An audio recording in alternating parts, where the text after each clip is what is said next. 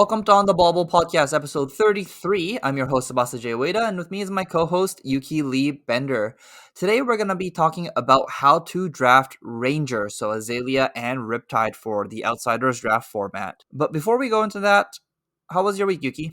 My week's been pretty good. Just been drafting a lot, playing a lot of Constructed, having to take a little bit of a break since, or not a break, but just like playing slightly less since report cards are coming up for me on Friday. So in a few days here as of recording. But yeah, other than that, pretty good. Really excited for Pro Tour, feeling in pretty good spot overall, actually. Maybe the most comfortable I've been leading up to a Pro Tour, which is exciting. When is the Pro Tour? Is it next weekend? So we're recording on Tuesday the 18th. It's 2 weekends from now, I guess, starting on Friday the 28th. Oh, okay, so it's real close. Yeah, it's like a week and a half away, so it's right around the corner, and yeah, excited. Do you have any secret tech for Classic Constructed you can talk about on the pod?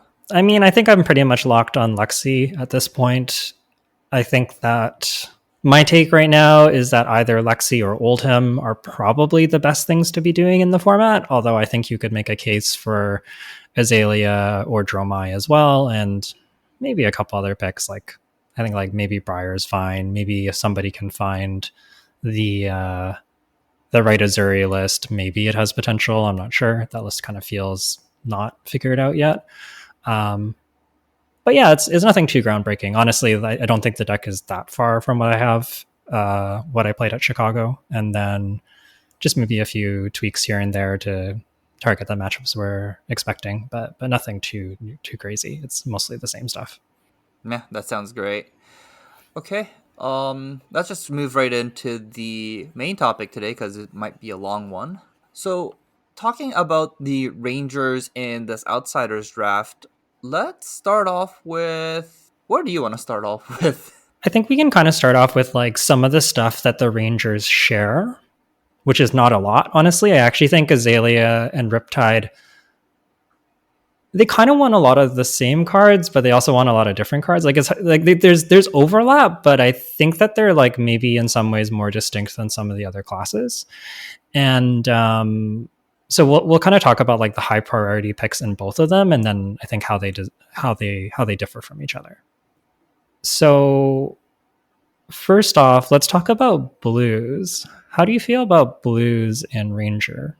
I feel like blues, I think other than 3 blocks, I'm going to be avoiding all blues at this point. The typical turn in Ranger, unless you are playing Fletch with Redtail, ends up being a load or flip over a arrow and then shoot it. So you actually only need 2 resources. So as long as you have a yellow in your hand, that's almost all the resources you would ever need to play your turn. And obviously some versions of Ranger I think needs blues that like maybe play that Piece of Minds or just like more ways to use their resources. But I think right now typically if I just want to fire an arrow, it's gonna be 2 resources, so just a yellow card is fine for my resource cards. But because of that, people don't like yellows. You get like a bunch of yellows in your deck and a bunch of reds in your deck, which I feel like is just like higher power level overall and just better in this format. Yeah, I think I agree with all of that. And I like what you said about the big exception being with Fletch, or alternatively also Come to Fight is another 1 cost that will push your cost up to 3. And I think if you are drafting Ranger and you are playing these cards, especially if you have multiple, like red Come to Fight in particular, unless you're just planning to block with it, you probably want not a ton of blues, but a few, like maybe like 5 to 6 range kind of thing, so that you can play these 1 costs sometimes. But yeah, if you have all 0 cost bumps, I think my ideal version of Ranger would probably have pretty much all yellow pitches for resources, and then you just kind of have more I don't know, you have higher card quality in your deck, I guess. The main blues I'm happy to see are probably like, I think Blue Toxicity and Blue Fletch are decent, and the blue The blue Withering Shot and blue Infecting Shots I'm pretty fond of, just because if you put an aim counter on them or you pump them up, they can start hitting breakpoints and they still block 3, like you said. But other than that, like I don't really want blues in my deck. Yeah, just like the very generic non on hit arrows at blue is like quite mediocre. Like they're looking more like a titanium bubble than anything, honestly. Yeah, yeah, and honestly, kind of worse than that when you're playing against Assassin, which I do think is one of the which can be a hard matchup for Ranger, I think, just because the Spider's Bites can debuff them and then they don't even always block 3. So Yeah, that's so true. It's those cards can become a very big liability very quickly. You just rather have traps where that it doesn't get debuffed by Spider's Bite. And I think like the more traps you have, the better against Assassin exactly. I guess Blue Come to Fight is also fine in Riptide, just basically purely as a blocking card that you can also pitch. But Yeah, I like Come to Fight in every color. It's just like yeah, it's in just good almost in every every deck. deck. Yeah. Except for Azalea, I guess. But anyways, we'll get to that. Okay, let's talk about the Assassin Ranger hybrid cards first. Well, what card do you like from the Assassin Ranger cards? I think if we're talking about both heroes, it's pretty much just red Death Touch, maybe yellow. I think that Azalea really wants. We'll talk about exactly what the deck looks like, but I think you really want your arrows and your pumps and your maybe like some rabbles, and that's kind of what you want in your deck. And cards like Death Touch, while they are very good, don't especially fit with the game plan. Having like the red one is probably still good enough. You can kind of like block out and come in with a Death Touch to get some tempo back and hopefully have a good turn. But I think in general, the Assassin Ranger cards are much better in Riptide than they are in Azalea. Yeah, I think I agree with that. I think one exception would be I think you forgot about the traps. Frailty Trap, Inertia Trap, and Blood Rod Trap. I think that those three are pretty good in both classes. I don't like having those cards in my Azalea deck. Oh, you don't? Okay, okay. Let's talk about this real quick. Okay, so I think myself, I'm almost never gonna draft Azalea train at this point, and I think Yuki is on the other, almost the other side, where I think you like Azalea better than Riptide. Is that right?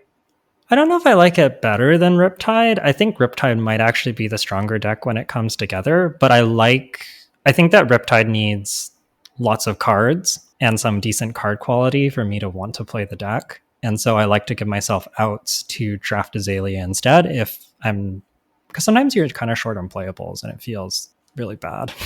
Yeah, yeah. I feel like we're gonna talk about this more later, but Riptide requires a lot of just cardboard in the deck. Like you want Yeah. more than 35 cards in your deck, and because of 14 card pact, it's very difficult to have an equipment and cards in deck. And I guess that's what Yuki doesn't like. Yeah. To me, I feel like you can have like Azalea's like she needs particular cards, but she's also like kind of surprisingly scrappy. Like I think she can do a lot with a little. I've had some decks that don't look particularly great and play pretty well, and kind of give you an idea of what that looks like when we get to Azalea. Um, yeah. Do you want to continue on with the generics and the kind of premium cards in the decks? Yep, that sounds great. So let's talk about the generics first. I think it's pretty obvious which generics are good in this decks. So Ravenous Rabble Red. I'm just gonna go through the whole list. Actually, it's gonna be Ravenous Rabble Red, Scout the Periphery Red, and Seek Horizon Red. And all three of them is basically red generics with Go again. Yeah, and I think Seek Horizon Red is notable. Would you say notably worse? For me, it's notably worse. I don't love this card. I just feel like when you're giving it 4 go again for 2 cards, it's like you can do it and it's fine, but it's not great. Even Azalea, when you can like dominate the arrow, it's just the rate on it is not great. Like you can play this card, it's pretty okay, but I'm not. It's not a high pick, I guess, is what I would say. The way that I draft Ranger right now, I feel like Seek Horizon Red disappears from the packs before I even like have a chance to pick them.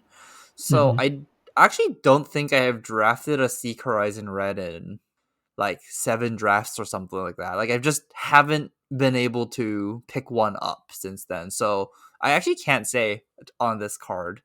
I pick Ravenous Rabble red and Scout the Prefries red very highly, and then I just pick Arrows over Seek Horizon right now. So Yeah. I'm actually not sure. I haven't played with this card in a while. Yeah, I agree. I feel like other people value this card a lot more than I do.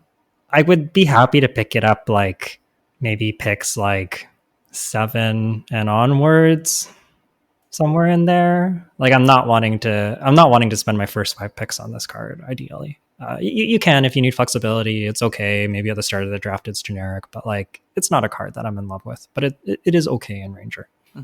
I think a card that I personally like. I know that a lot of people won't like this card.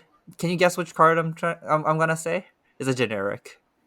In Ranger or just in general. Just in Ranger. Like in Ranger, I liked it in almost every deck so far, but just in Ranger as well. Come to fight.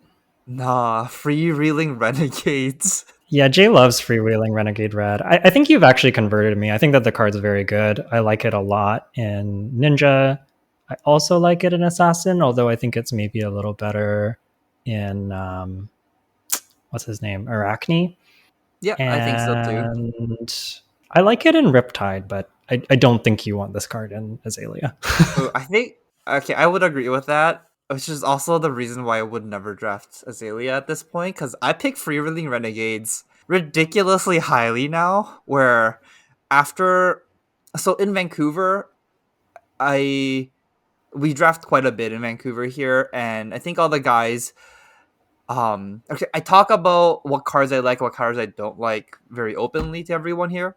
And I've mentioned Freeruling Renegades Red is like probably my favorite generic to almost everybody here now.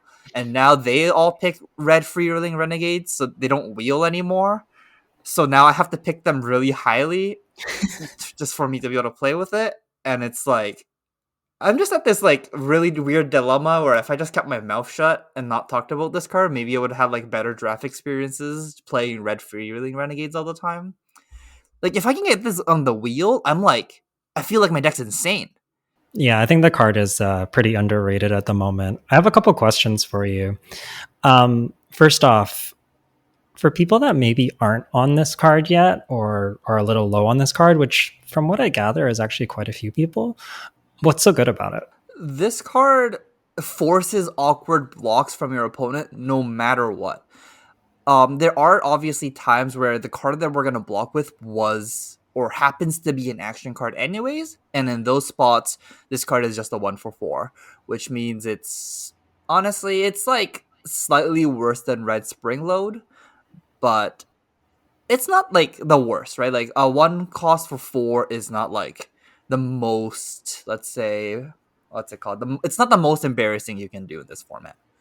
Mm-hmm. But on the upside of when you attack like a ranger or even an assassin, and the card that they were gonna block with happens to be a non-action card, so like a defense reaction or an attack reaction, or even on a turn where let's say a ninja wanted to keep like a 4 card hand, this card basically says no, you cannot keep a 4 card hand no matter what, and no, you cannot just keep your blue Razor's Edge, or you can't just use your trap, or you lose a lot of value to this card. Freewheeling Renegades does not trigger any of the traps in this format, like zero. Like all the traps. Actually, I actually don't know about the mythic traps, but No, they have the same triggers. They have the same triggers. okay, then none of the traps trigger on Freewheeling Renegades, so Riptide never gets value off it. If your assassin opponent tries to block with Razor's Edge, it like they can't. They have to use a stealth card that they wanted the Razor's Edge on, so it breaks up their hand.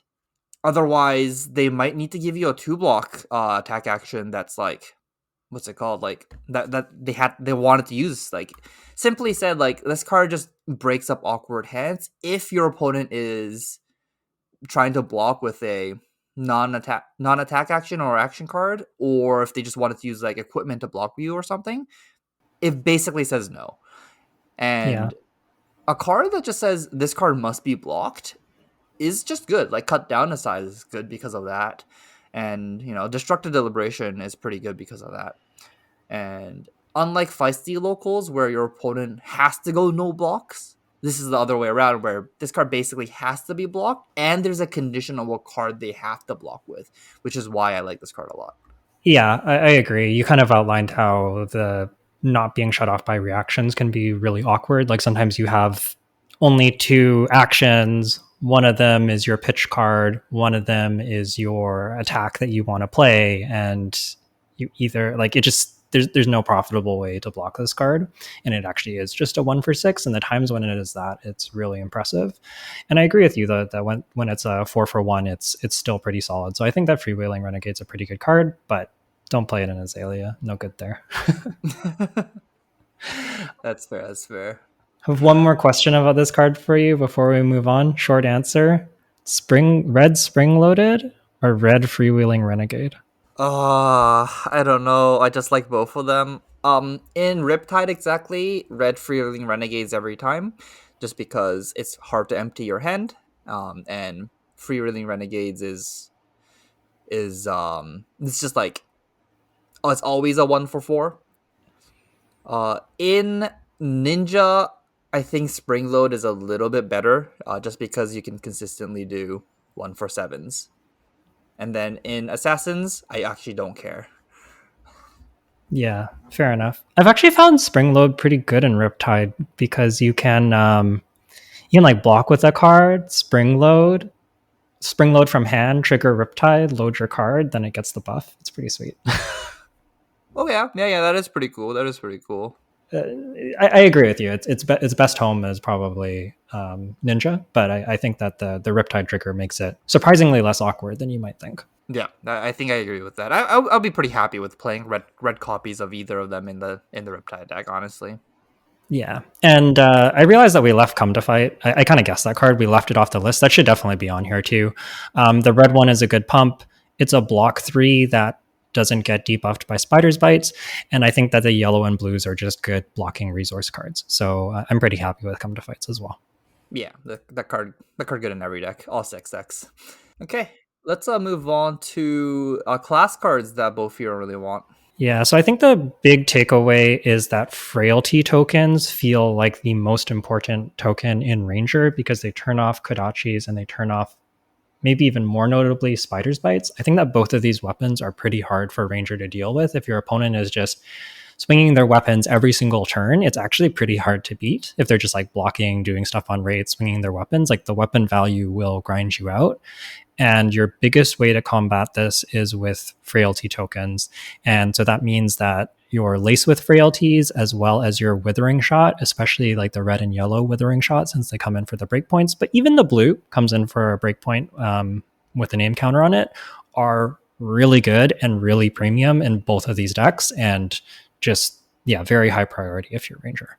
I think one more note would be in this format, shooting an arrow for 6 is pretty different from shooting an arrow for 5. I feel like because a lot of the cards in this format block for 2, if you shoot an arrow for 6, you sometimes can get 3 cards out of their hand, which is a good note to just make sure that, like, if you can put an aim counter on it, you should almost always put an aim counter on it, even if that means even if it doesn't seem like, putting an attack from 5 to 6 doesn't feel that impactful because you're more used to classic constructed. In this format, because so many cards block for 2, if you can push it one more to 6, it's worth it a lot of the times. After the frailty stuff, I think the blood rot stuff is also very good, and I think most people are on this. Lace with blood rot, infecting shot, again, red, yellow, premium, blue, still pretty good. I think you really do need some amount of frailty to have a very strong ranger deck, but I think that blood rot is also just really good. It pushes a ton of damage, is a lot of value, and it really does incentivize your opponent to block. And I think that's kind of the key here. You want your opponents to be blocking you because then they're not swinging their entire hand at you. And last card on this list is Widowmaker. For those that don't know, Widowmaker is the arrow that defense reaction cannot be played against this card. And if this card isn't blocked by 2 cards, it has +3. And it hacks for 4 for the red one, 3 for the yellow, 2 for the blue. So hits for 7, 6, or 5. Why do you think this card is good in both decks? In Azalea, obviously, with Dominate, it's very strong. They have access to at most two equipment that can block one, the headpiece and the gloves, depending on the class. They all have a head and a gloves. But especially in multiples, you tend to eat through this. And like we mentioned, sometimes the six power breakpoint, or sometimes I don't know, you come in for sevens with a pump or whatever, like because of your breakpoints and your on hits with withering and infecting shot, and your Widowmakers kind of all demanding their equipment, you tend to chew through it pretty quickly. And Widowmaker is a really solid finisher. The red one just coming in for 7 and denying defense reactions is really good in the late game. And similarly, the yellow and the blue ones are just like high power yellow and blues that you can pitch. So I think that these are really, really good in Azalea. And then do you want to talk about why they're so good in Riptide? Yeah, so this is just like not a theory, but when you attack with Widowmaker without it having Dominate, your opponent has to give you two cards. And this makes the yellow Widowmaker and the blue Widowmaker very powerful in Riptide, as when you attack with them, it still demands two cards from your opponent, unlike um, a blue, like a blue Withering Shot or a blue Infecting Shot, where they can sometimes block it out with just one card. And this for fatigue math, this is very important. If your opponent is using two cards to block out one card, like one physical card, you can end up fatiguing your opponent as Riptide. And we'll talk about why this is important a little bit later when we talk about Riptide. But if you can guess, Riptide, you just want to, I think, fatigue people out if possible. And this is one of the key cards that let you do that, not for free, but like it really helps with that strategy. Yeah, just having a blue that's essentially a two card block or a yellow that's a two card block is so good. And much like how we talked about how the text on Freewheeling Renegades is good, Widowmaker kind of has the same text. They can use attack reactions, but they cannot use defense reactions. And sometimes, if your opponent has a hand with a defense reaction in it, and you go, give me two cards that aren't that defense reaction, it's pretty hard for them to have a good turn after that. And so, I've also really liked Widowmaker for that reason. Let's move on and talk about Azalea next. So how, as I said, like I don't like Azalea too much, and you're more on the Azalea train. How do you like to build your Azalea decks? So I think Azalea wants to be pretty strict about the cards that is included in it. I guess I can kind of start with a deck outline and then go from there. But I think you really want a good number of arrows, mostly red and yellow, especially on hits. We mentioned the infecting and the withering shots. And I think you want to have about 20-ish arrows, like 18 to 20 range. If you don't have this density, it's just hard to find them on top. Even though you have cards that look at the top of the deck, they don't opt in this format really, aside from the Seeker's equipment. And because of that, like you just need the arrow density or you're not going to find the arrows. They're also the cards that block best in the deck. So if you end up not having arrows on top, you can block, and that's great. And then I think you want 10 cards with Go Again. So that's like Rabbles and Pumps primarily. And I think you want at least or you want about 7 of those to be pumps. So I'd ideally have like a few Rabbles and some pumps. If you don't have the Rabbles, you can go with like a few more arrows, I would say. But usually I don't want more than like 7, 8 pumps or so, because you just start having these hands that are all pumps and they all block for 2 and you have nothing to pump. And that's really, really awkward. And I think because so many of the pumps hit arrows, you also like you don't Ravenous Rabble is really good because it has Go Again, it lets you see the top card of your deck and all of that's great. But I think other attacks that aren't arrows just don't really fit into what you're trying to do in this deck. Also notably, I think that Toxicity is a pretty good card in Azalea because Dominate allows you to hit with it, especially the yellow and blue. You can pitch stack it for a late game. But I think you want at least like 5 or so pumps that are not Toxicity, because if your only pumps are Toxicity, you just have trouble getting over defense reactions and forcing through your on hits. So you can have a few toxicities to supplement that number, but you don't want them to all be toxicities. Also, it's a rare. You're probably not going to get too many. Yeah, that makes a lot of sense. Other than that, so is this a deck that you want 30 cards exactly? I think so. I think it's pretty hard to want to play more than 30 cards just because you have like very specific parts and you I think that when this deck is functioning, you don't have like when it's humming, when you have a good version of it, you don't really have issues with fatigue. And because of that, I think you just want 30 cards to be more consistent and see your best cards more often. Yeah, that makes a lot of sense to me. So I guess you're like really trying to dominate like every turn or every other turn as long as you can see a good arrow on top, I'm assuming. Yeah, that's kind of the idea. So the key parts to this deck, we talked about the pumps, we talked about the arrows. It's a lot of what you'd expect. I think for the pumps, you want mostly zero costs. So the laces are very good, of course. Scout the Periphery gives you information about the top of the deck, which is great. Toxicity is also good. That's the one where if your next ranger or assassin attack hits, they lose life. I especially like the yellow and the blue because you can pitch stack it for an end game. Azalea, I think, is quite hard to pilot and often goes second cycle, and having some toxicity as a pitch card that enables these end games, I think, is pretty important. And then finally, the come to fights and fletches are serviceable, but I think you'd really rather have the zero cost pumps. I see a note on here that says traps, death touch, Verlin are playable but best versions probably don't have any. Have many of these. So what do you mean by that? Like it's like you rather just not have these and just have more arrows and like Yeah. you want more all in on your plan here? Yeah, exactly. Like you kind of think about the CC Azalea decks right now. They're running basically rabbles, pumps, and arrows. And I think you want to be doing the same thing here. You just want to be as consistent as possible. And I think the best decks aren't playing these cards. I actually think that the more cards you have that aren't arrows or pumps, the more you're going to lead to these spots where you look at a card on top and it's just not the arrow that you need, and you kind of get yourself into trouble. So I think that you really want to.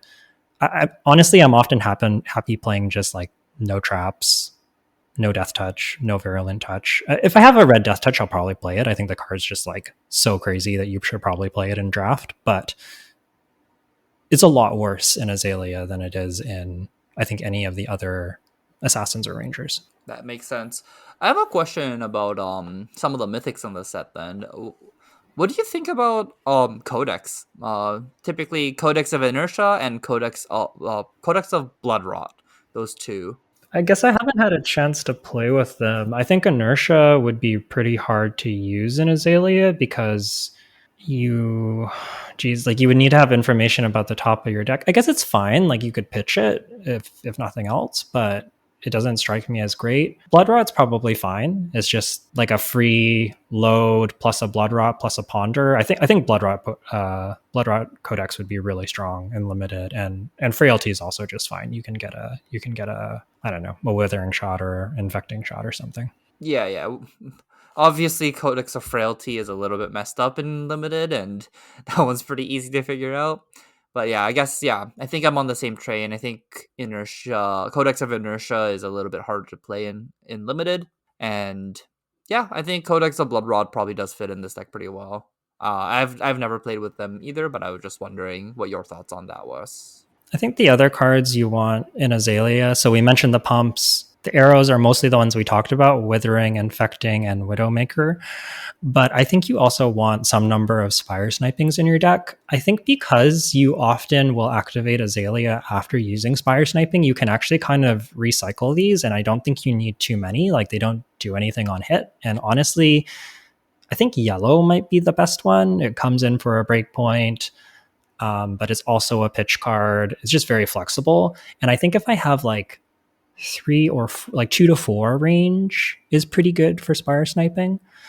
One of the lines to be aware of if you have Spire Sniping, um, I guess the reason this card's so important is you get to look at the top 2 cards of your deck and you get to rearrange them. So this is not an opt, but it does give you information about the top of your deck and if you should be azaleaing.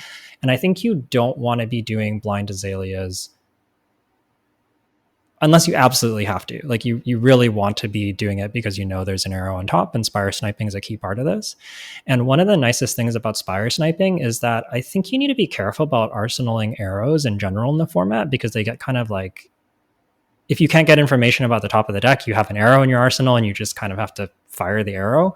And if it's like a red withering or like a premium arrow, it's fine. But the nice thing about spire sniping is you can actually activate what is it, barbed castaway, to put an aim counter on it to flip it, and then that lets you trigger it and look at the top two cards of your deck. And notably, you can actually do this on your opponent's turn because it's an instant. So I think that spire sniping and arsenal combined with the seeker's equipment is really, really powerful because you can activate a seeker's equipment to opt. Then if it's not an arrow, you can put it to the bottom, flip your spire sniping with like a, if let's say you pitch it yellow, flip your spire sniping, and now you have looked at 3 cards to find an arrow, so you're pretty likely to find one. And additionally, you've done it on your opponent's turn, so if they are presenting damage and you don't have the arrow on top, you can potentially block with more of your hand than you might have otherwise. Like if you're really relying on having that arrow on top, I think you can run into trouble hoping that there's an arrow on top because you have spire sniping or scout or rabble to look at it, but then you find out on your turn that there isn't and your turn's just really bad. I think if you notice those turns coming up, you want to try and get information on your opponent's turn ideally, and being able to like stop a spider's bite with your seekers and then get to look at more cards and get basically full information before you commit to any blocks is just really good. And I think a big difference between the so-so Azalea decks and the really good ones. Yeah, that makes a lot of sense. Yeah, being able to just like choose and pick when to block and when not to block, dependent on the information you get, is pretty big game. And without the Seeker's equipment, it's really awkward to just flip over your Spire sniping. So the Seeker is important, very important in this math.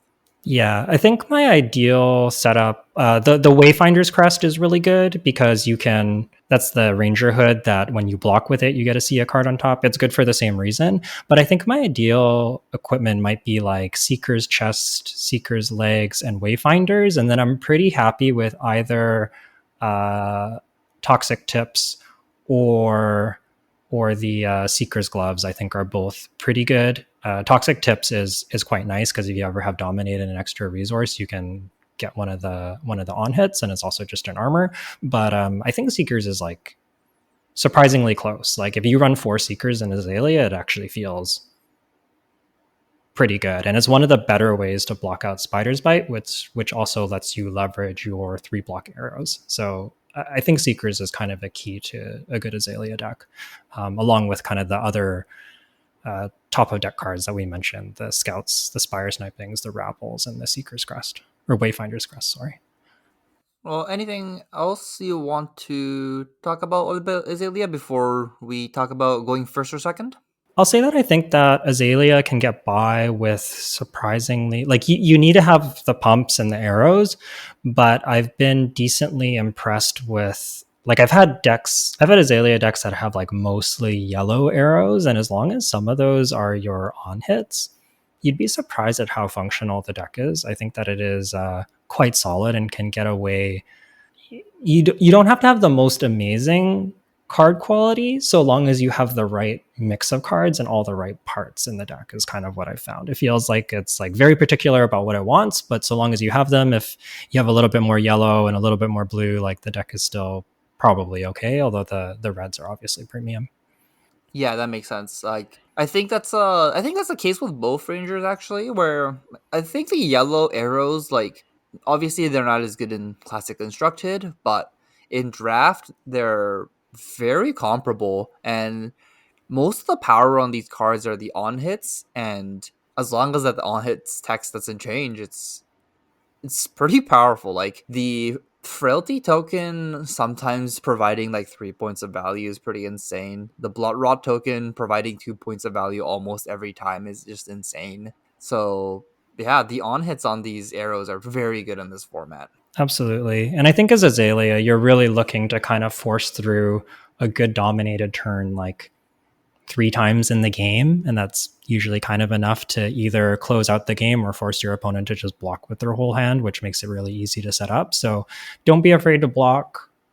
Pick your spots where you're taking your big turns carefully because your life goes by pretty quick if you're not blocking and kind of gambling on hands, even if it's hands where you get the information on your turn. You really just got to pick your spots really, really carefully, and don't be afraid to set something up second cycle, especially if it's versus an assassin. You can kind of do the. We'll talk about Riptide's game plan, but you can kind of do the Riptide thing where you like block with some of your arrows, come in with a withering shot for 6, and that's like pretty good. And unlike classic constructed, like if you're not ending on an arsenal, it's really not the end of the world. It's actually kind of okay. It's not like you have Skullbone Crosswrap to, opt one and get all this card selection.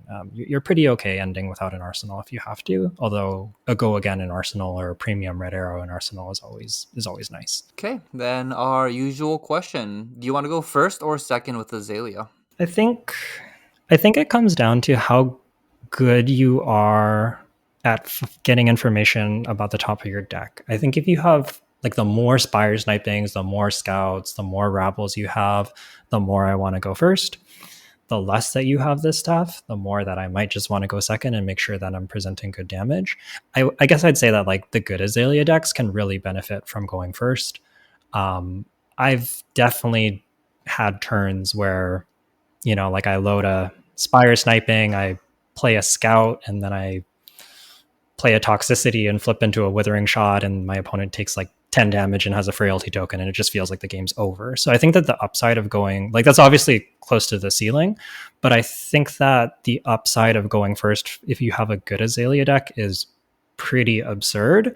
And the deck is still honestly pretty good going second. So, like, just even if you don't hit the dominate and you just come in for 8 with a withering shot or 8 with an infecting shot, like, and you get an arsenal, that's a pretty good turn going second. So I think you're actually pretty happy either way. But if you have a very good version of the deck, going first is often nice. Yeah, the other upside about doing exactly what you said, going first, like the high roll, is that your opponent will complain about it for the rest of the format. So, yeah, the example you used, yeah, yeah, he was talking about it the whole day, right?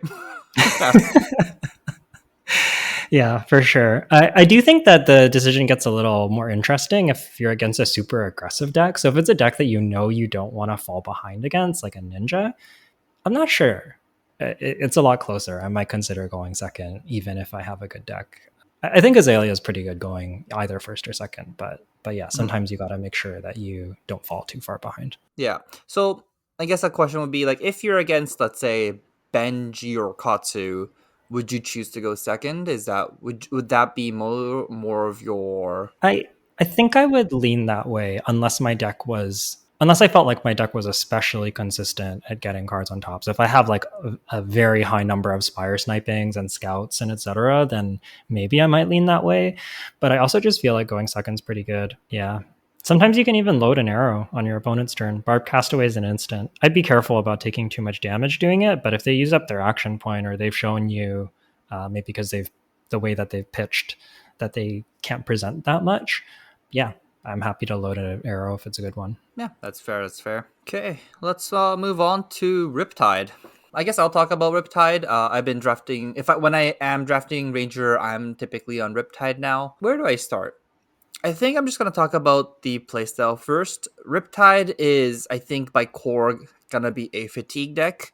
There, when you try and play any other ranger as like a fair deck where you're just attacking with regular attacks slash go again, or just using like, if you're only doing like rabble arrow every turn, you're gonna end up losing out just to like the assassins and the ninja decks, because they are more aggressive and they can convert their hands a lot better than you. So in this format, I feel like you end up being a fatigue deck most of the time. There might be some exceptions if your whole deck is only red arrows and you only have pumps and only red rabbles. Obviously you can do something better, but that's just not the case in a lot of drafts.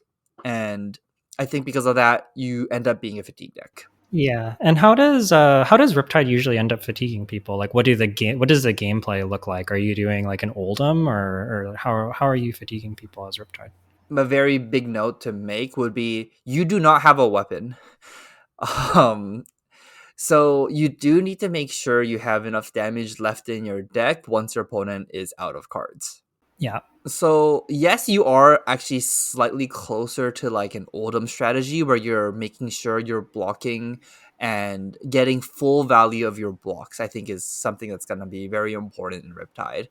And to do that, what I find that's important is to make sure you have Come to Fight, which is a 3 block generic, and Traps, because these cards don't get debuffed by Spider's Bite. As long as you have enough copies of these, you can actually block out assassins because their stealth cards typically only attack for 3. So you can use Come to Fight to block it, and if they use like a Razor's Edge, you can use a defense reaction to cover that up as well. yeah, it's kind of interesting. Where as long as if you're attacking for like 5 or 6 with an arrow every turn, and you're either going to be chipping them down, and they're going to have to start blocking pretty quick, or if they're blocking with 2 cards, you kind of turn off their spiders bites. Like there's a limit to how much they can spiders bite you, because if they block with 2 cards and they spiders bite and attack you with a stealth card, like it's not very threatening. So kind of by presenting that like 5 or 6 power attack over and over again, you sort of indirectly deal with the spider's bites, and then having the few like some defense reactions and some come to fights to deal with, like when they do, maybe if they take damage, to try and push spider's bites in a bigger hand that you're also equipped to deal with it. I think is kind of what you want to be doing to kind of deal with that threat of that weapon. Yeah, I think the key to this is that all of your attacks needs to be threatening some kind of on hit to force your opponent to block. Riptide will typically lose if you give your opponent a 4 card hand 2 or 3 times during the game. So you just need to prevent that from happening one way or another, or you have to give them an frailty token. So then their weapons stop doing damage and it's harder for them to convert their hand into value. Um, just going back to your question of like how you actually end up fatiguing your opponent in Riptide is, as you said, the arrows. All of your arrows are actually pretty high on rate. If you look at the card, just like if you ignore that it's an arrow, all the arrows are actually pretty broken. They're all 1/4/5s with an on hit that blocks for 3. So as long as you are attacking with an arrow with an on hit every turn, and your opponent is giving you 2 cards for your 1 card, you end up going up 1 card in your deck. And if you keep on doing this, and if you need to have about 10 arrows, I think, in your deck with on hits for this to be pretty good. Then you could be up 10 cards on your opponent. And once you're up 10 cards on your opponent, if they're playing about a 30 card deck, and you should have 10 cards over them. If you have 10 cards over them, that's each arrow that's left in your deck should be, if it's a blue arrow, I'm assuming, because it's going to be your second cycle and you're going to have mostly blue and yellow arrows, that's going to be about 30 damage total that you should have over your opponent. This can get easily countered by your opponent putting in 5 more cards in their deck. And it can also be countered by your opponent saving cards in your deck by attacking with their weapons, even if that means doing less damage on that turn. And to prevent all of these things, all you have to do is play about 5 to 7 more cards in your deck. So you have 20 damage more than your opponent at the end of the game. This is just like a long-winded way of saying, if you're playing Riptide, you need to have 35 cards in your deck. If your opponent is playing pretty perfect, if you have less than 35 cards, you are going to fatigue out before your opponent. Yeah, and I think that I think that the bad Riptide deck is probably the worst deck in the format.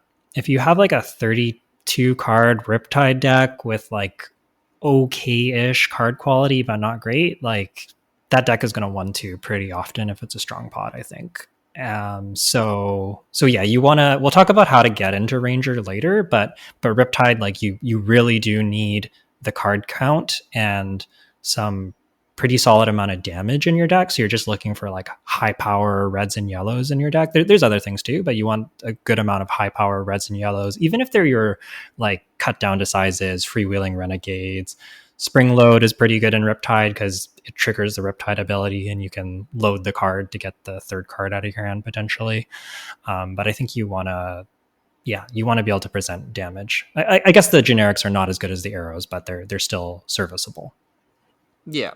And honestly, any generics that block for 2 end up being okay just because they block for 2 and you need like just that physical card quantity in your deck and just like a blue a blue Freed Reeling Renegade still blocks for 2, so it's a card you probably just want in your deck so you can keep your life total just a little bit higher when you deck out your opponent. Yeah, and it also just attacks for 4 unless they block, which is pretty good. Like blue cut down to size also pretty nice for that reason. You just come in for 4 and you go give me a card and you probably leak a damage or two. It's pretty nice. Honestly, in Riptide, you just play every generic. Every generic is pretty playable other than Blue Brush Off. I think Blue Brush Off is the only one that I would actively avoid. Blue Feisty Locals is a little bit sus as well. Yeah, I was gonna say blue feisty locals is really not great. Yeah, that card. Honestly, I don't even want red feisty locals in Riptide. It's like I don't really care about leaking damage because all of my cards leak damage most of the time. And if your opponent is incentivized not to block and keep a 4-card hand, as I said earlier, if your opponent keeps a 4-card hand too many times, you just blow up. And you can't just blow up. You don't want to lose. So just going through our notes, I think we've talked about generics and ranger cards. Do you want to talk about traps? First off, you mentioned them being important. Which traps are you looking for? Are there certain ones that are better? Yeah, which are the premium traps? I'll go over most of the traps that are good. I'm just gonna be talking about the rares and the commons, but before I do that, I just want to make sure and be very clear. Collapsing trap is the best trap. It's a mythic trap. It's a Riptide specialization, and this just reads when this defends an attack with go again, the attacking hero discards their hand and draws that many cards -1. As I said, this is a fatigue deck, and when you get to rip 2 cards out of your opponent's deck, your opponent basically has no way of winning.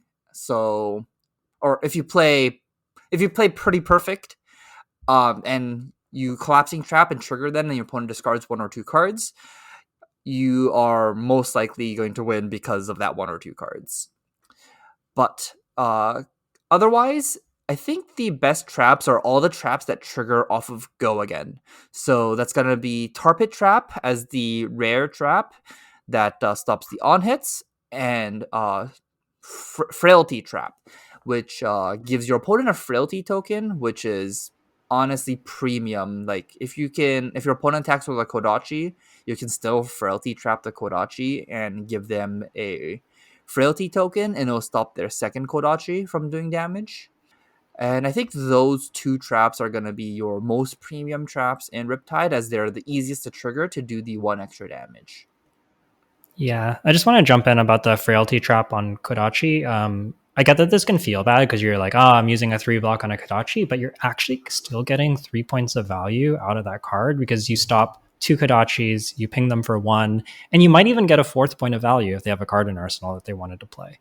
So it's actually like one of the only on rate or potentially even above rate ways to block Kodachis, which is really good. Yes, yes. And by whatever mistake, if your opponent attacks from their arsenal first for 4 by pitching a card, like let's say like a Twin Twisters red hitting for 4, and you frailty trap them, it's like a blowout. Like I don't even know how Ninja can come back from that. Like you block out the Twin Twisters completely because the frailty will give it a -1. And then all their Kodachi stop attacking you as well, and you still ping them for 1 because that card has go again. I think the next ones that are to talk about will be Inertia Trap, or the traps that trigger off of greater power.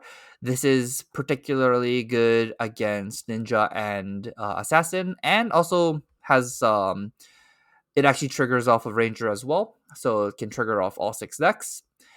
So to do the 1 extra damage, the inertia token that it makes is honestly not that relevant, but the 1 damage is. And Ooh, Boulder Trap. I don't agree. I think inertia is not relevant until it's irrelevant, and then it's insane. I think I'm low on inertia in general, but I think that inertia trap in particular is really good because sometimes you just get a card, and whenever you get a card, it's just broken. Like if they have a card in arsenal and they Kodachi spring load and you trigger inertia trap, get rid of their arsenal, and they just don't have an action point to do anything about it, like it's gross. So I think inertia trap is like it's not going to happen all the time, but man, when it does happen, it's insane. Yeah, I think I agree with you with that. When you do rip a card with Inertia Trap, you feel like you've done something insane. But I feel like maybe like 8 times out of 10, you'd never rip a card out of this.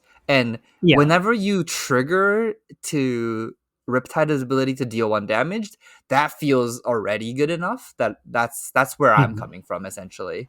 Yeah, I agree with you. I think I agree with you. I just wanted to say that like I think inertia traps upside well situational is pretty big. That's all. I Yeah, agree that's mostly about the 3 block that triggers Riptide though.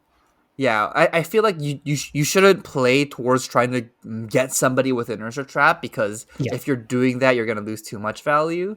But if you do randomly get it, you've done something. Like you've wrecked someone's turn or the tournament. Yeah. And there's actually some like kind of cute stuff that you can do in this format with the inertia trap or the traps that trigger off higher power. There's stuff like spider's bites have piercing 1, and if your opponent's at 1, you can potentially block a spider's bite with an equipment to give it higher power and trigger the trap on it.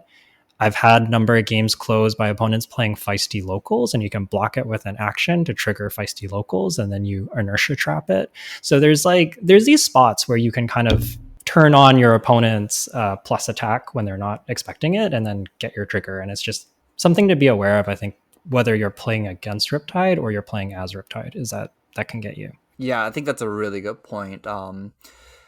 Yeah, if you can trigger the greater power, you it might be worth it. Just be aware of how many cards are left in your deck. Just be aware of just how many cards you're using to do that. Or if your turn becomes very inefficient when you do that, you might not want to do that. But just as an option, you should have that in the back of your mind for sure. Yeah, no, don't definitely. I think more often than not, you don't want to do these things, but there will be spots where it's relevant, and it's when it is, it's really relevant.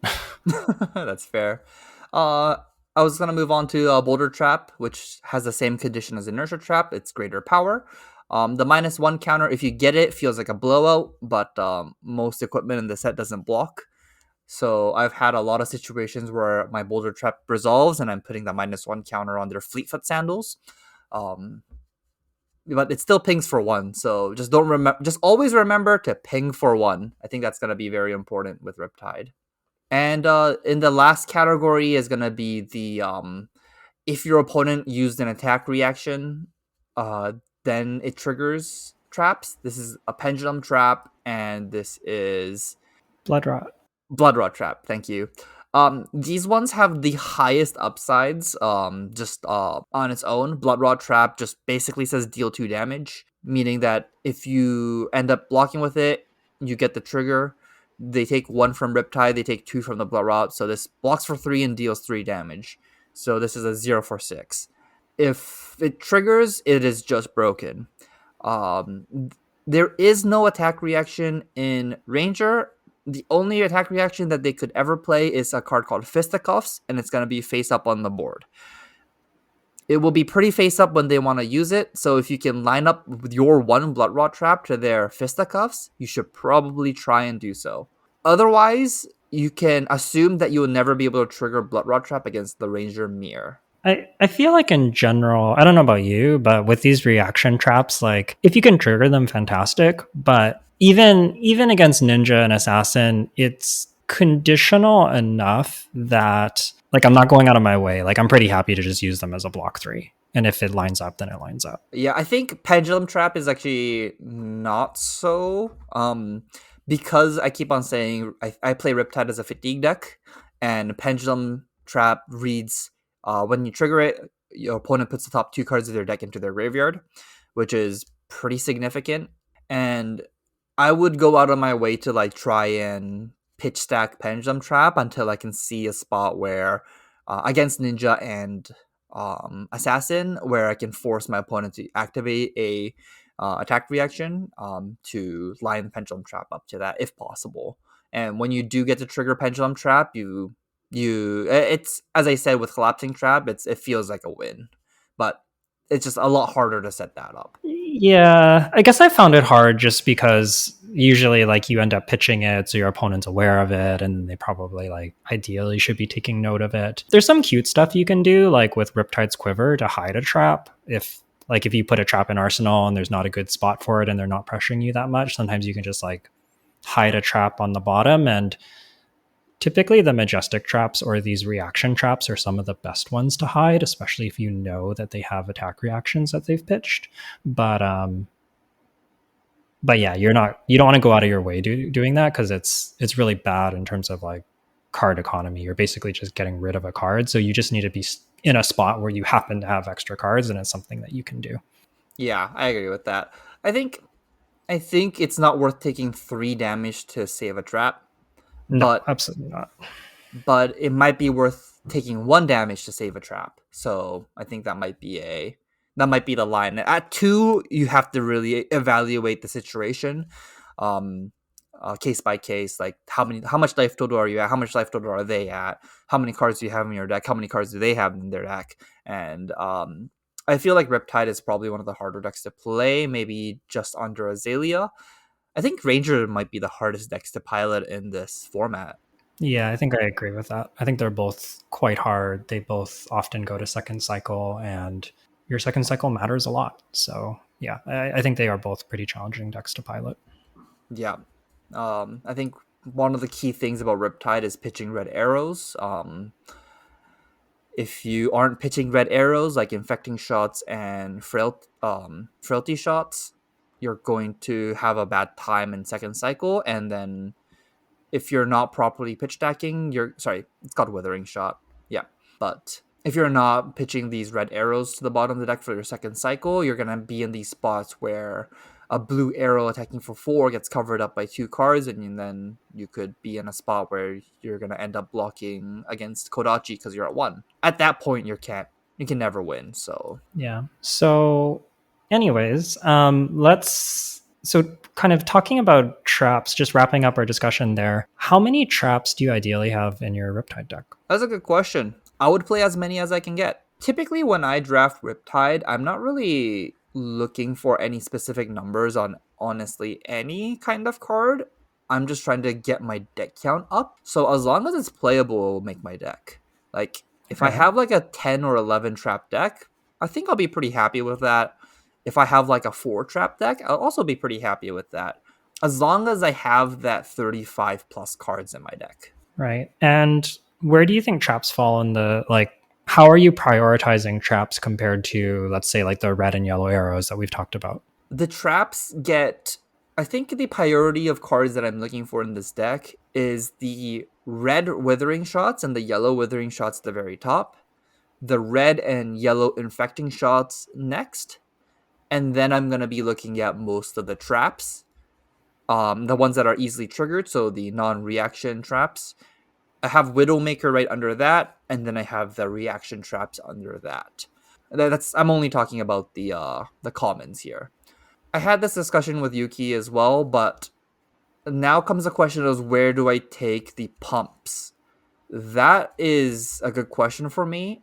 I typically like to have traps and infecting shots before the pumps. Like I don't prioritize the pumps that much in Riptide. Um, but having them does give you a big boost in your deck, and I would be pretty happy with like a Lace with Frailty or a Lace with Blood Rot in my deck. But honestly, it's not that high of a pick for me. Yeah. I think by contrast, I'm actually a little bit higher than Jay on the pumps. And I think Maybe part of the reason for me is that I've been I've been burned sometimes for going into Riptide when it seems like Ranger's kind of open, but then it's not quite open enough for me to actually have the 35 plus cards that I need. And I just wind up with this mediocre 32 card Riptide deck that I mentioned earlier. And this is something I really want to avoid. So for me, I am looking to get some of the pumps early, or pick them up when I can, just to give myself outs to being Azalea, because a lot of the core of the deck is the same. Like you want a lot of those premium arrows, and if you have a few pumps and some good arrow count, like you have outs to be Azalea if it doesn't feel like Ranger is open enough. And I guess by open enough, I feel like you need to be getting reasonable enough cards past the wheel. If you're getting to like pick 10, 11, and you're getting past a whole bunch of ninja cards and you can't play any of them, like you're going to have a really hard time playing Riptide, and you don't want to put yourself in that spot. So I think the way I've been mitigating that is by giving myself pumps so that I can pivot into Azalea if I need to.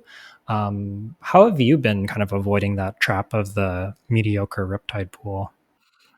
What I typically do is so on the earlier packs, I would be counting up how many ranger cards that I would want, and then I would also point out, or like mentally point out, which ranger cards should be taken if there is another ranger player.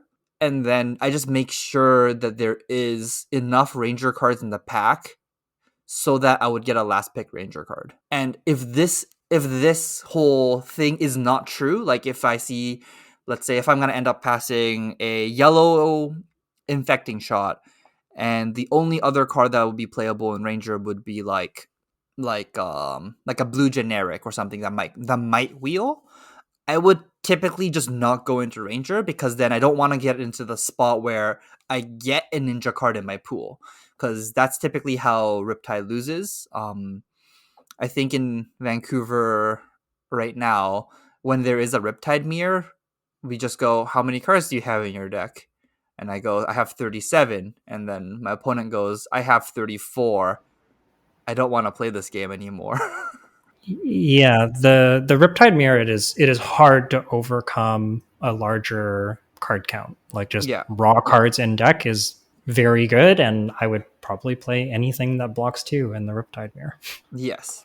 And I think just just to make sure that you don't have, like, the worst case scenario with Riptide during the draft portion is being forced to pick up a ninja card on pick 11, 12, 13, 14, something like that.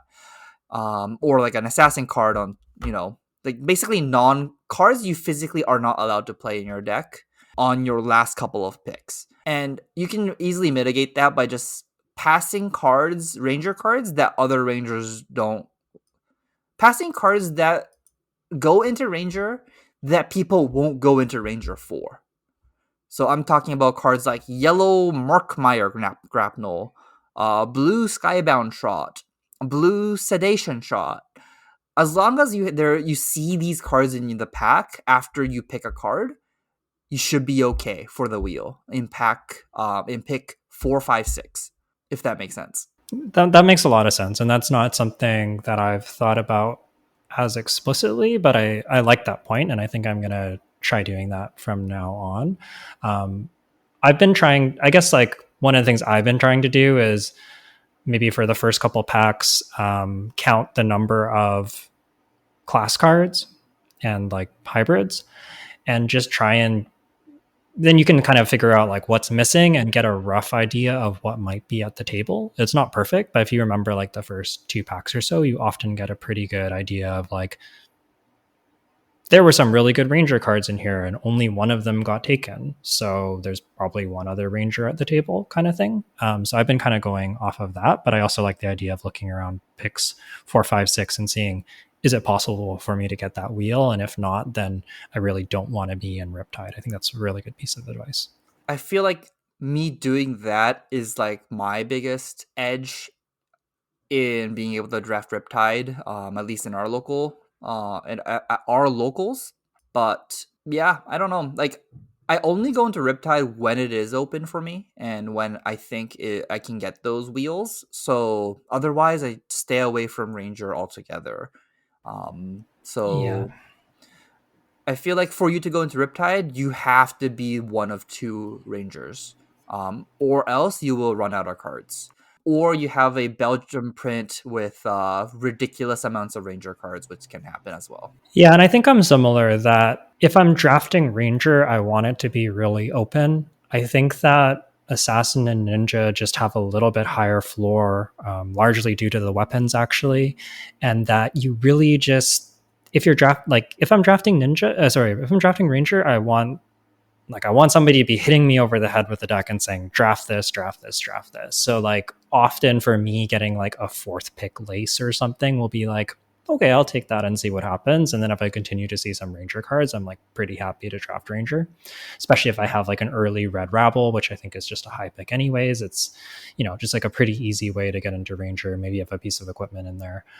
Um, but yeah, for me right now, I think I'm mostly getting into into Ranger with some of the pumps and like maybe generics like Rabble, just because um, that gives me outs to be Azalea, so that my draft is not going to be terrible. Like if in the first pack I have like a Lace and a Scout with Periphery, I feel pretty confident that I have an okay Azalea deck as a safety valve, so long as Ranger is decently open, and I'm okay moving in on that. But in general, I think I'm trying to start more generic lately and give myself more outs to be Assassin and Ninja, which also kind of lets you draft Riptide, right? I think you can kind of start with like the freewheeling renegades, the cut down decises that we've been talking about, pick up a couple traps, and you're like pretty set up to maybe play Azuri if you want to. And if you're noticing, hey, Ranger's really flowing, there's good card density there.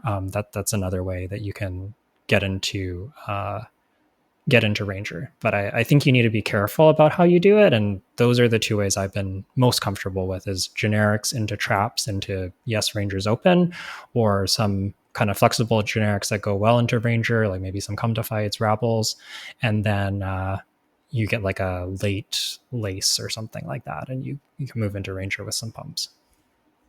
Yeah, I think I'm pretty much the same. The way I get into Riptide is like I have red cut down a size.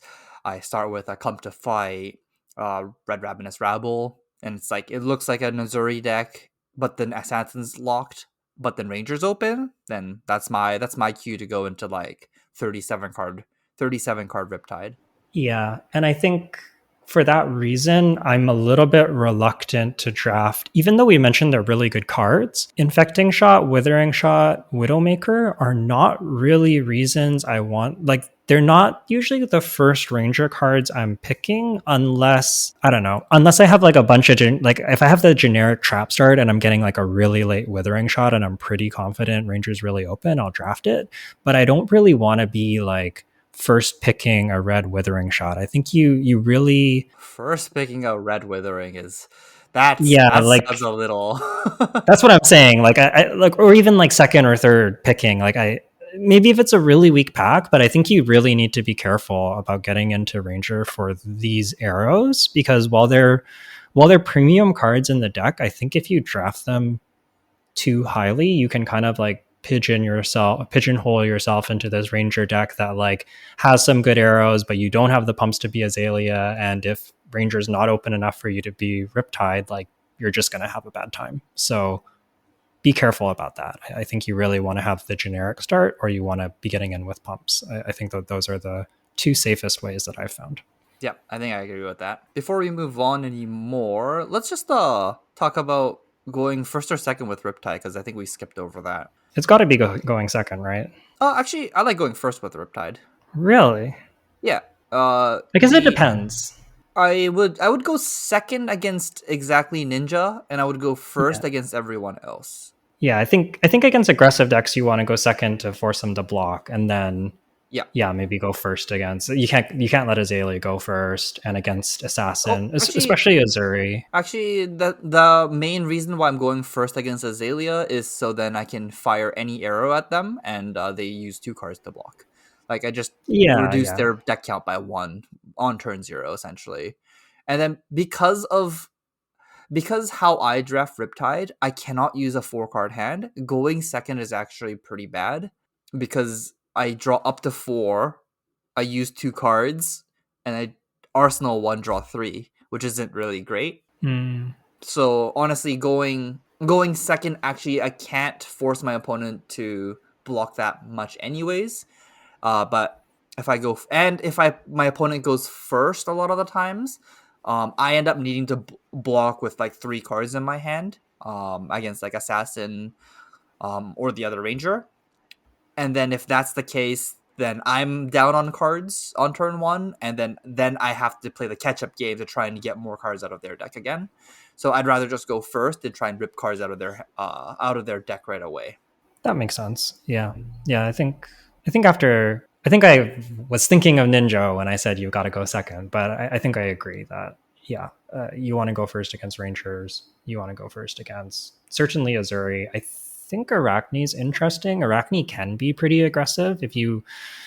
It's hard to tell if you think that they're going to try and fatigue you. I think going first is pretty good. If you're worried about them having a really explosive deck, going second might be better. I'm not sure. The problem with Arachne is that if they go first, if they can do Spiders Bite, you lose 2 cards out of your deck and they just go past Arsenal. And if you let a Spider's Bite hit, then they can attack you with their stealth one of their stealth cards, and you still lose 2 cards. So you always go down on life, or you go down on cards in deck. So Okay. if your Arachne opponent is being conscious that you're a fatigue Riptide deck, and if they put 3 more cards in, and if they go first and go Spiders Bite, you actually get into a spot where you actually gonna they can force the deck out. Like they can force the fatigue if even if they don't have a busted deck. Okay, that's fair enough. I'll take your word for it. I haven't played the Riptide Arachne matchup, so I'm not Yeah, entirely and sure. then if the Arachne deck goes second, and if they have a busted Arachne deck, it's pretty hard to beat anyways. So good luck. Yeah, fair enough. I think before we wrap up here, the last thing that I want to talk about that we probably should have mentioned somewhere in the Riptide section was that the Riptide reload text is pretty relevant, and I think you want ways to do it. Traps are an obvious way, buffs are another way, and it's just because then you don't have to spend the resource on your unloading with the bow, and you can instead spend the resource to put an aim counter on the arrow. And I think every arrow in the set gets +1 except for Widowmaker and Spire Sniping. Yeah, Spire Sniping and Widowmaker is the only one that doesn't. Yeah. And so if you're able to load for free and then get an extra damage out of your arrow, you know, all of the time or even half of the time, like that extra damage every single time really adds up. And we kind of mentioned the difference between like 5 or 6 being pretty big. Riptide's really good at getting that 6 pretty consistently. So I think that's something you want to be doing. And for that reason, I think that's kind of why I'm a little higher on the Fletch on like the Fletches and the pumps than maybe Jay is. In particular, I've been pretty impressed with the Fletches. Like if you red Fletch, load a flip the withering shot for 10, it's just, and their reds block 1 less, it's just gross. I think Red Fletcher Red Tail I actually really like in Riptide. The other ones I am a little bit lower on now, but the red one for sure, it just does too much damage. It's a 1 for 4 go Yeah. again. That could be a 1 for 5. It's like it's good. Yeah. And I think the yellow is pretty mid. I've liked the blue in late games where you need to be able to have enough life to play it, but if you can Fletch, buff an arrow, make their blues block less when their deck is mostly blues, it's pretty good into fatigue. Yeah, that is very true. That is very true. When you know your opponent's whole hand is like blue, blue, yellow, you get to rip a yellow out of their hand. It feels pretty good. Oh, sorry. And one other thing, just correction. There's 2 arrows in the format that doesn't get buffed by aim counters. It's amplifying arrow at Mythic and Bard Undertow at Mythic, but Bard Undertow gets an on hit with an aim counter. Yeah. So all that to say, aim counter is good, free reload good. Amplifying arrow Try to do bad. that as much as you can. Yeah, Amplifying Arrow pretty bad. It's a yellow block 3 though. Yeah, I would pick it. It's $2 or dollar. I don't know. It's more than $1. Fair enough. Okay. I think that pretty much covers everything I wanted to talk about with Ranger. Is there anything else that you have left? Yeah, just a quick mention about the mythic quivers. Sorry, it's a mythic quiver and a legendary quiver. So let's first talk about the mythic one. It's Quiver of Rustling Leaves. My personal take, I don't think this card is good. What do you think about this one? In Outsiders Limited. I have no idea. I haven't really thought about it. In Azalea, I'd rather have Crow's Nest for sure. I think it's just the aim counter is pretty real. In Riptide, yeah, I have trouble imagining myself wanting to do this. And the Riptide Quiver is kind of, it's not a good card, but it's kind of useful because sometimes you have a defense reaction in your arsenal, and you need to be able to get it out of there. So I think that might just be better than this card in limited. Yeah, I think so too. And then the other quiver to talk about would be Quiver of Abyssal Depths. This is the legendary quiver. It just says pay 3 as an instant and destroy it. You can shuffle 3 arrows with different names from your graveyard to your deck. I think this card is actually very, very good in Riptide. I do not know if it's playable in Azalea. No, I don't think so. I don't think it's something that matters. And I think again, I think that Crow's Nest is really, really good in Azalea. Because much like how we said getting the 1 damage from flipping with Barb Castaway is good. Well, you can do that in Azalea. The getting the 1 damage on your arrows coming off the top with Dominate is also very, very strong. So Yeah, and very very basic for Riptide. You get 3 more cards in your deck, and if you wanted 37 cards, you're okay with 40 cards. And having the Quiver Abyssal Depths basically just means you get to block a little bit more aggressively, and then just get 3 more red arrows back in the deck late game. So card's good. anything else? Nope. I think that's everything about Ranger. Yeah, I think that's all I want to talk about. All right. Thanks for listening. Hope that this episode helped you learn a little more about Ranger, both Rangers, how to get into them and how to draft them. Let us know in the comments down below if you have any thoughts about Ranger, maybe cards that you like that we didn't mention, or ways that you've been getting into the deck that we haven't touched on. Would love to hear about that in the comments down below. Similarly, if you have any questions, comments, or feedback, we'd love to hear from you in the comments section or on Twitter. You can find Jay at UedaJ, and you can find me at YukiliBender on Twitter, or you can email us directly at onthebauble@gmail.com. Yeah, that's going to be it for tonight. Good luck drafting Outsiders, and hope you find some sweet Ranger decks out there.